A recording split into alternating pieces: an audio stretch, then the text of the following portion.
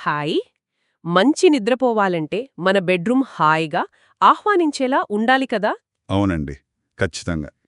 ఈరోజు మనం విహార్ ఇంటీరియర్ వారి కొన్ని ఐడియాస్తో రాత్రిపూట ఒత్తిడి లేకుండా హాయిగా నిద్రపోవడానికి మన బెడ్రూమ్ని ఎలా మార్చుకోవచ్చో కొంచెం లోతుగా చూద్దాం. మంచి ఆలోచన. అంటే ఇది కేవలం పడుకునే చోటు కాదు, మనసుకు ప్రశాంతతనిచ్చే మన సొంత స్పేస్ అవ్వాలి. అవును, విహార్ ఇంటీరియర్ డిజైన్ ఫిలాసఫీలో ఇదే కీలకం.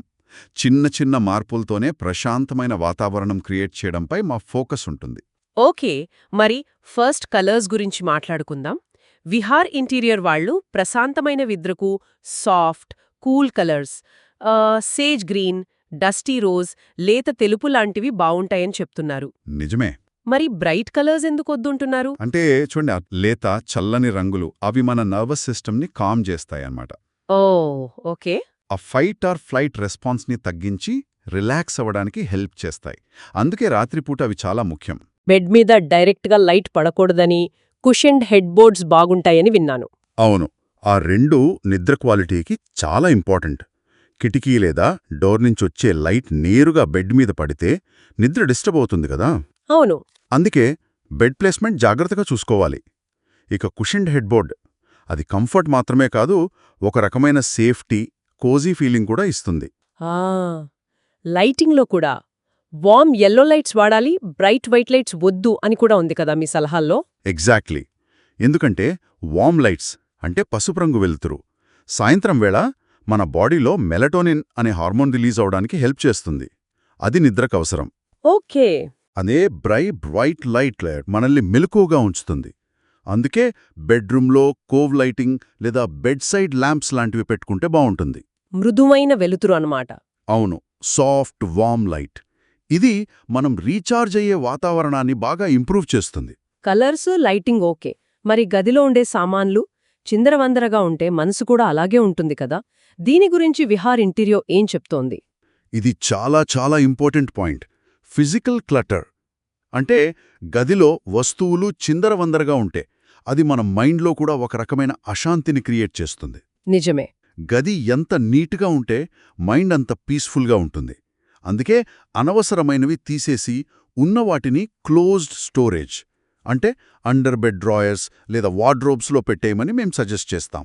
ఓపెన్ షెల్ఫ్ల కంటే క్లోజ్డ్వే బెటర్ అంటారా? అవును, దానివల్ల ఆ వస్తువులు కంటికి కనిపించకుండా ఉంటాయి. అంటే రాత్రి పడుకునే ముందు ఆ బట్టల కుప్పనో, పుస్తకాల గుట్టనో చూడక్కరలేదన్నమాట. మరి పర్సనల్ టచ్, గోడల మీద మన జ్ఞాపకాలు, ఫోటోలు లాంటివి పెట్టుకోవచ్చా? తప్పకుండా పెట్టుకోవచ్చు. గది నీట్గా ఉండటంతో పాటు అది మనది అనిపించాలి. అవును. మనకు నచ్చిన ప్రశాంతమైన పెయింటింగ్సు లేదా ఇన్స్పైరింగ్ కొటేషన్స్, ఫ్యామిలీ ఫోటోస్ ఇలాంటివి పెట్టుకుంటే ఆ ప్లేస్తో మనకొక కనెక్షన్ ఏర్పడుతుంది. అది కేవలం డెకరేషన్ కాదు, మన మెంటల్ కంఫర్ట్కి కూడా హెల్ప్ చేస్తుంది. విహార్ ఇంటీరియర్ సలహాల్లో న్యాచురల్ ఎలిమెంట్స్ గురించి కూడా ఉంది కదూ. అంటే చెక్క ఫర్నిచర్, మొక్కలు లాంటివి. అవును, నేచర్కు దగ్గరగా ఉండటం మనల్ని సహజంగానే కామ్ చేస్తుంది. గదిలో కొన్ని ఇండోర్ ప్లాంట్స్ అంటే స్నేక్ ప్లాంట్ లాంటివి లేదా వుడెన్ ఫర్నిచర్, కాటన్ లేదా లినెన్ కర్టన్స్ వాడటం వల్ల గదికి ఒక వెచ్చదనం, లైవ్లీనెస్ వస్తుంది. హాయిగా ఉంటుంది.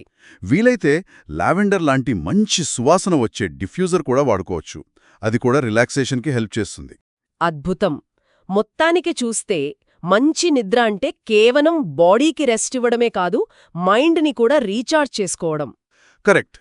మన బెడ్రూమ్ డిజైన్లో ఈ చిన్న చిన్న మార్పులే, అంటే కలర్స్, లైటింగ్, క్లటర్ లేకుండా చూసుకోవడం, పర్సనల్ టచ్ ఇవ్వడం, ఇవన్నీ ఆ ప్రశాంతతకు, మంచి నిద్రకు చాలా ఇంపార్టెంట్ అని బాగా అర్థమైంది. అవునండి.